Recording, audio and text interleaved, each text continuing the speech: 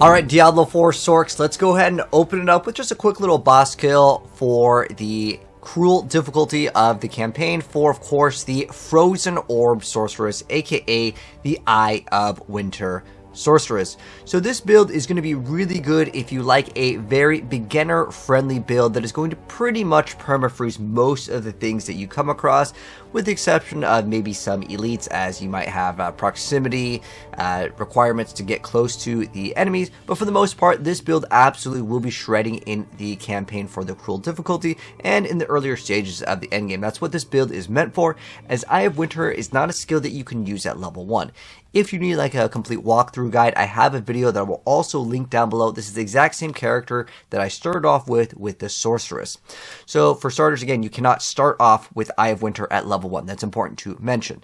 But let's go ahead and just kind of roll some gameplay while we go ahead and talk about the build. And keep in mind, you don't have to have every single piece of gear perfect for this. It's just like I'm going to show you guys the recommendations for it. And it is extremely budget friendly, but there is some very important steps that you do need to follow, otherwise you may be lost. There's one specific unique that you will need, which at the moment of me making this video is about 20 exalts.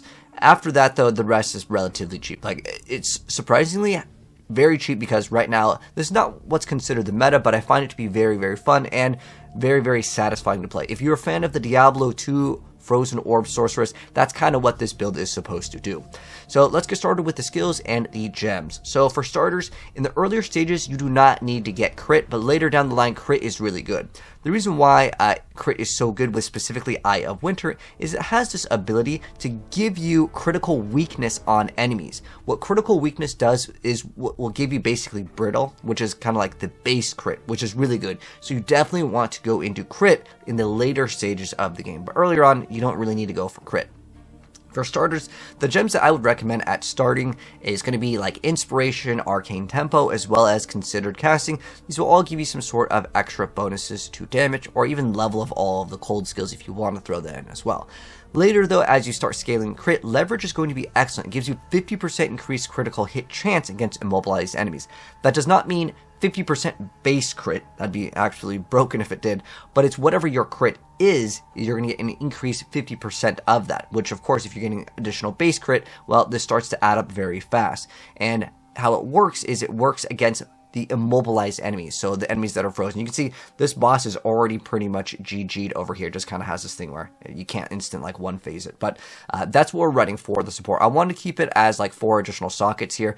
Obviously if we get another one, there's other option. You can run the one that gives you way more crit damage but less crit chance, as later on we can easily get 100% crit as long as it is immobilized, but you're going to be freezing everything anyways for the most part, with the exception of the pinnacle bosses if you are doing some of those. But as far as it goes, we also decided to throw an Elemental Storm. This thing is honestly something that you can completely drop. It's just for the Ascendancy. For the third point, there really isn't anything that's super important. If you want extra survivability, you can get the damage recoup from Elemental damage, which we'll talk about in a moment. But inside of Elemental Storm, and keep in mind, the way that this will gain extra sockets is as you level up. I decided to put Concentrated Effect, Ingenuity, Cold Exposure, as well as Cold Mastery over here, just so it would allow you to have kind of like a more of a one-button build. But what it comes down to is we are of Eye of Winter build, Frozen Orb. We basically just want to spam this. The rest of the stuff kind of automatically will activate later on if we want to play with Elemental Storm to activate Exposure and all these other little bonuses. But to get Exposure manually, you can also just cast Frostbomb. Frostbomb is one of the best things. If you're using this as a leveling guide, well, Frostbomb is excellent. I was testing pretty much every single skill while doing the campaign from my like walkthrough guide, and honestly, Frostbomb is definitely the king. Frostbomb and Spark are the absolute go-tos. And then we also run Archmage. So Archmage is something that I think is really cool. What it does is it gives you the ability to spend a % of your maximum mana, but then you gain that amount. For every 100 maximum mana, you gain some amount of lightning damage, which is definitely pretty cool. It does reserve 100 spirit, so you may not be able to activate this earlier on. And later, we want to run Archmage and Grimfeast. Grimfeast is excellent because what Grimfeast does is it lets you restore that shield. You can see I have 800 energy shield earlier on, and my Ranger at the like level 90-ish has about 2k life total. Granted, there is like evasion and you can basically not take damage, but Grim Feast allows you to not wait for your energy shield. So energy shield based builds kind of work like if you've ever played Halo or Call of Duty. When you take damage, if you don't take damage for a while and you stop taking damage, in a couple seconds you'll start to regenerate that shield. That's essentially kind of how it works. The reason why I really like Grim Feast over here is because it will let you pick up souls like Shang Tsung. When you kill enemies, they're going to be dropping souls. It's a 50% chance for it to happen, and then it's going to give you that recovery rate so you can still kind of play aggressive. I hate waiting for the energy shield recharge, so it's really good to have this. Technically, there are things that give you additional energy shield recharge. They can give recharge rate, but this allows you to play a lot more aggressively, and I like this a lot. I'm probably going to keep it in for the entirety of the gameplay. But yeah, later you definitely want to add in Archmage for the build to get even more damage. You can run plus the Lightning Mastery on it. It doesn't really matter. It reduces it by like 0.05 like mana. It still works, but it doesn't really do that much. And then with Grim Feast over here, I threw in Clarity. If you can fit in Clarity, that'd be awesome, but if you can't, it's not that big of a deal. Earlier on, yeah, you're going to be able to for sure fit in Clarity while you're going through the campaign, but once you start getting into the earlier tiers of maps, which is kind of where we're at right now, well, in the gameplay, we're still doing the campaign here, but right now I'm at the other stages of the maps, and yeah, if you can fit it in, you get extra spirit on your chest piece. That's excellent. And then you have Hypothermia. So Hypothermia is going to give you extra negative resistances applied to the enemy, so it's great. It does cost a lot of mana here, so what we put in here is Persistence, so it can last longer. We also throw in the Heightened Curse, so it's more effect of it, and then we also can put in Hexbloom if we can fit it in. Don't worry about this if you can't fit it in. It's just because the mana cost is so high. You can just run these two supports. I really like running these two in particular, but if you want to run Hexbloom, that's totally fine too, because it makes it so if you kill the enemy, it starts spreading, and well, you can start casting a lot less. How it works is you just spam Eye of Winter, but when you come up to an elite, you can then throw in Frostbomb, Hypothermia, and then go back to Eye of Winter. Elemental Storm does not need to be activated. It's automatically applied, but it's basically gained through the Ascendancy. As far as the tree over here, here's what we went for the Ascendancy. So we want to go for Force of Will, so we want to get a lot of mana on our gear. That's going to give us effect of Arcane Surge. So what is Arcane Surge? Arcane Surge is going to give us extra cast and extra mana regen. It's almost like the tailwind of the sorc class. I really like it. It makes the build feel really good, but with all of that additional like cast speed, we can actually reduce our cast speed to get even more damage. So there's kind of like a trade-off. Like the bonuses here that give us lots of cast speed would essentially kind of drain out our mana faster. But if we slow down our attack speed with certain gems and then get more damage, it actually is kind of worth it. So you get kind of like the best of both. So it still feels good as a game. Otherwise, again, when you get too much cast speed, zero mana is a very relevant thing. And then over here we're getting Tempest Caller, so that when you trigger those crits, remember this Eye of Winter build, Frozen Orb, is all about getting crits. I went ahead and got Tempest Caller for it now, but later I think I might get Strike Twice and getting Shaper of Storms. If I just get Strike Twice, it won't really be good unless we, of course, have the ability to either do lightning damage or get our Frozen Orb to add into Shock Chance. So I would say your first two Ascendancies, get these ones.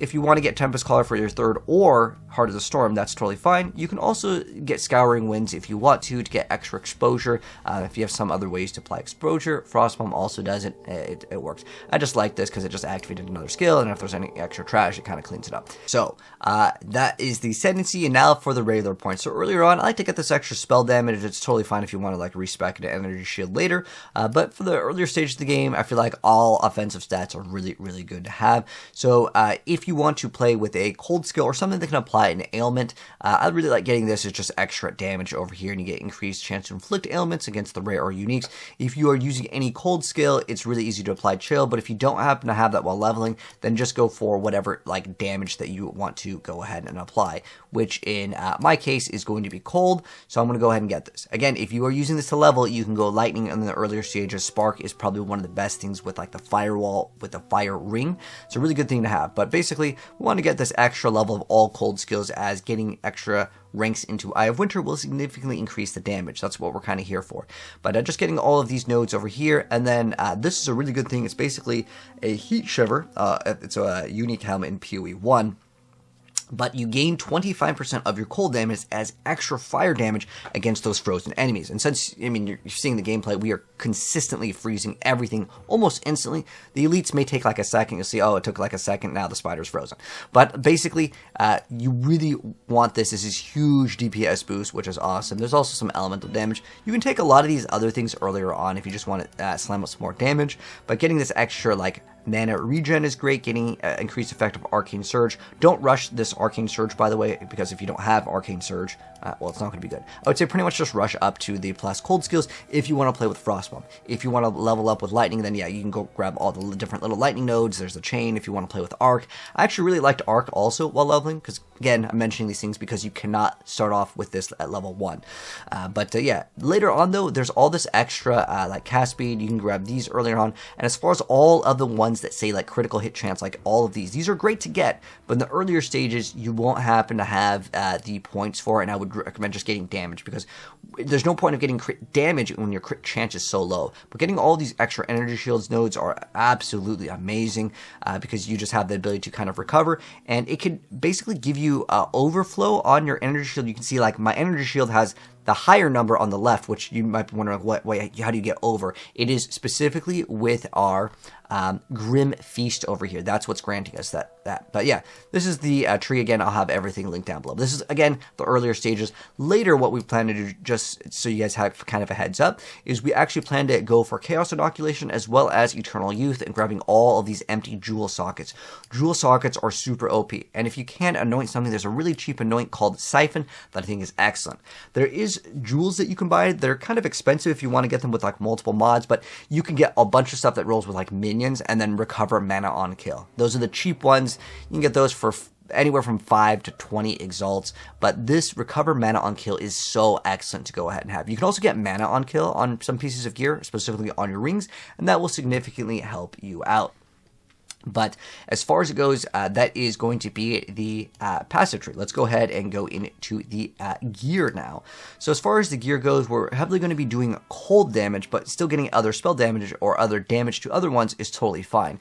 There's this really cool thing where we can get damage as extra cold, fire, lightning damage, and that's actually a really good stat to get. You can also just get flat increased spell damage, but then also cold damage. You can get leveled to all cold spell skills. If you are leveling though, you can just get all spells, and then you can kind of play with everything, because that's kind of what they want you to do anyways.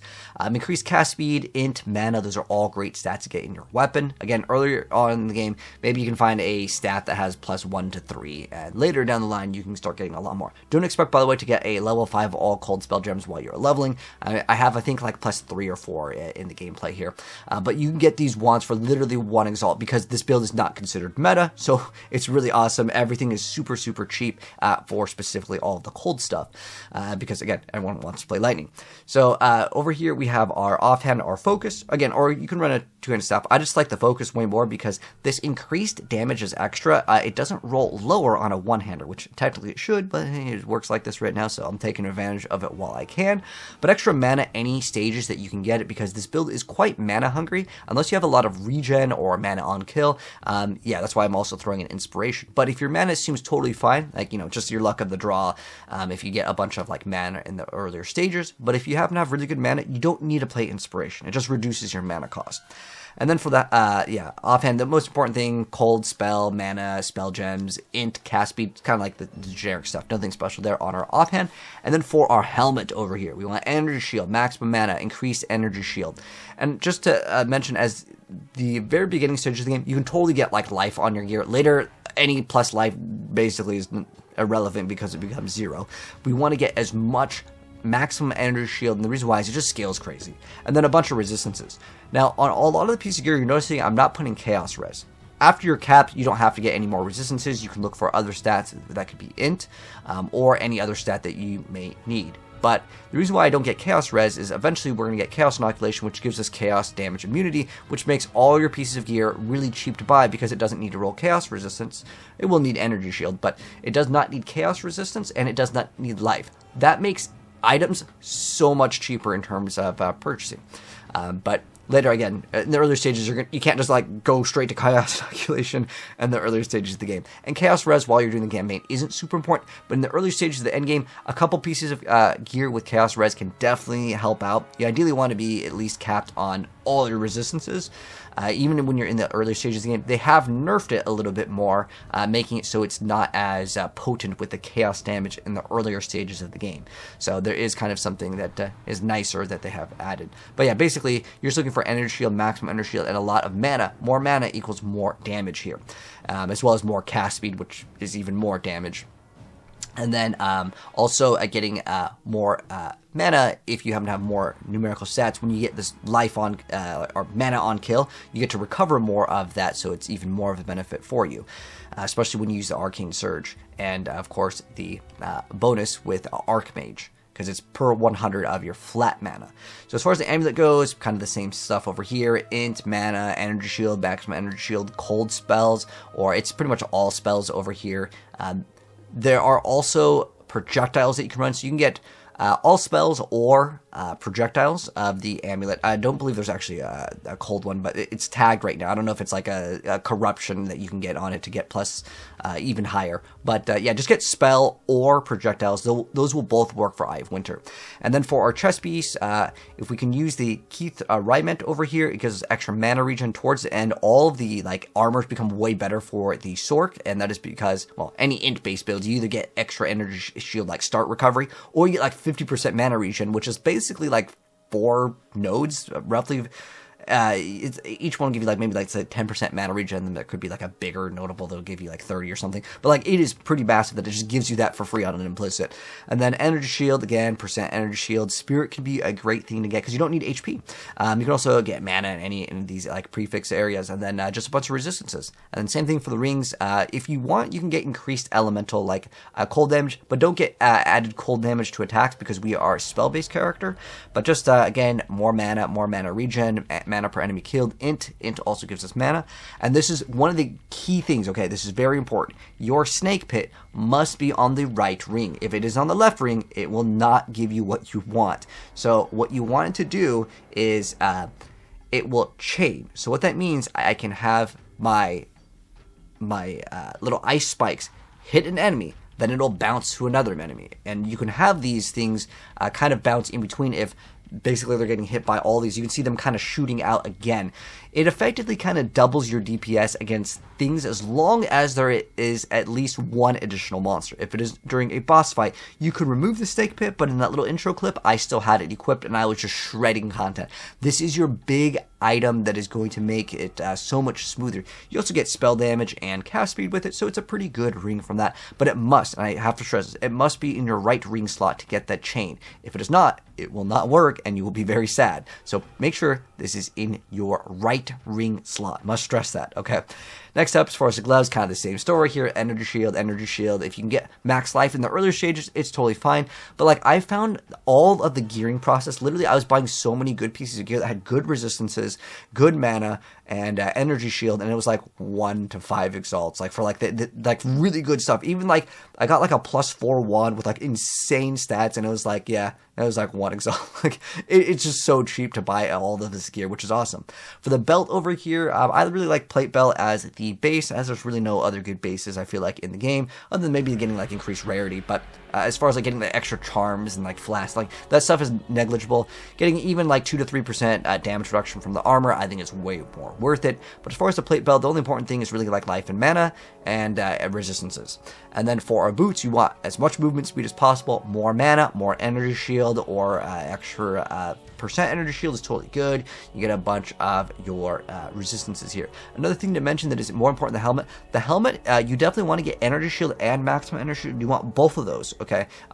The reason why is there's a bonus node that gives you 70% of your helmet's energy shield, and we definitely take that one over on the passive tree, and it's really good to get. So instead of getting, let's say, like over here, I'm like, okay, well, this one and the boot category, we definitely want that movement speed. So you can sacrifice some energy shield in another department. Make sure your helmet has like good energy shield, because that's what a lot of stuff is going to base off of. Also, if you can get a focus with good energy shield, like that's ideal, but it's not like the end of the world if you don't. The reason why is there's jewels that give you percent based on your shield, and then you get like mana on kill, and then you get like percent of your energy shield from your focus. The jewels in PoE 2 are absolutely overtuned right now. And then again, if you want to anoint something, Siphon is what I could recommend. But yeah, you guys can see like this is a really nice build. Again, very beginner friendly, because when the things are frozen, it makes just doing content in general just so much easier for beginners. But as far as it goes in the later stages of the game, we can add crit to the build, as well as getting a shock. And also, oh, I died too fast. Let me actually pause this really quick, because I want to explain something. This over here, I wish I could mouse over. Actually, yeah, you guys can see the mouse, right? So this right here, do you see where it has this little, like, it almost looks like a white little shark fin? That 10%, what that is that's Eye of Winter's base crit. That's what's going to give you your big damage. You'll see, like, when we're just killing stuff over here, most of the time, it's just going to ramp up so fast, because the chain is just going to go crazy when it's bouncing off of targets. So that's why I really like Snake Pit. It ramps that up much faster, plus your clear speed becomes amazing with this, because you can't just like throw in like Herald of Ice. But yeah, the clear speed and like the smoothness of it, I love it. If you're a fan of Diablo 2, this is absolutely your go-to build. And if you're wondering, like, because I got this question asked, why are you playing this over Spark? I like this so much more. Spark is a fantastic build too. I highly still could recommend that build as well. Sometimes I like to play off meta, and you know what? I'm really enjoying this build a lot. So if you guys want something to maybe play that is cheap, that you can transition into after, maybe if you're either bored of Spark, or you just want to live out that fantasy of Diablo 2. The only thing is, well, unless you have like the Temporalis, just like 100 div, that I think that's the name of it, the chest armor that lets you teleport. That's the one thing they would be missing from Diablo. There's also like a chill armor that you can throw on your character that does damage. I feel like it's not really that necessary, because everything's frozen, so they're not going to really hit you. And what it does is it just kind of like it can freeze them. But for the most part, that's something that you could drop. But teleport is something I want to add into the future if that armor becomes a lot cheaper. But that's kind of like one of those like super end game like chase items that if you did get, hey, I would definitely throw it in here, and then you can blink around like crazy, and then you have the full Diablo 2 experience, which again, this is going to be some baby steps over here. That item, I'm going to be real with you, it may not be something that most people will achieve as far as like min-maxing. That would be something that would be nice. Anyways, that's going to wrap things up. And really important, if you are new here, we will definitely be making an update to this build. What are you waiting for? Subscribe to Slaydra, you cheeky scrub. So definitely hit that subscribe button if you want to see the update to like the Endgame build, and we'll see where this goes, as it's a really fun build. And with this, I do not expect any nerfs, which is a good thing, because certain things like the Spark or the Lightning Rod with the Orb of Storms, I may expect those to get nerfed eventually. But right now, this is really smooth, it's fun to play, and it kind of lives out that fantasy of like the Diablo 2 Frozen Orb days, because it was my favorite skill. Anyways, that's gonna wrap it up. Have a good one. Check the pin for all of the links, and the planner will be updated. So if anything changes, check the planner. It'll be the most up to date.